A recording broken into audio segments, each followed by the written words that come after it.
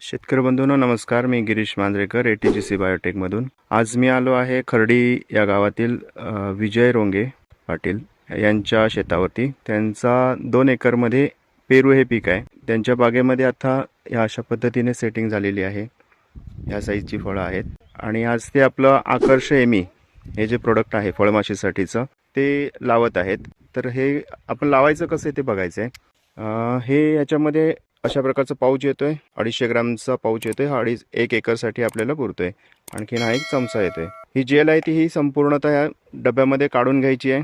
त्याच्यामध्ये 10 milli fipronil 5% हे जे कीटकनाशक आहे हे आपण त्याच्यामध्ये टाकायचं आहे आणि व्यवस्थितरित्या ढवळून घ्यायचं आहे. ढवळताना मात्र एक काळजी घ्यायची की फिप्रोनिल असं पांढरा पांढरा दिसता कामा नये.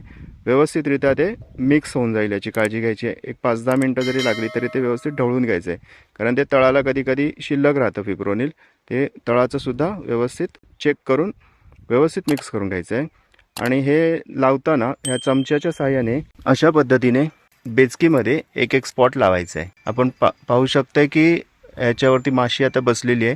ही माशी हे खाद्य असल्यामुळे नर आणि मादी दोन्ही सुद्धा याच्यावरती आकर्षित होतात आणि हे मारले जातात.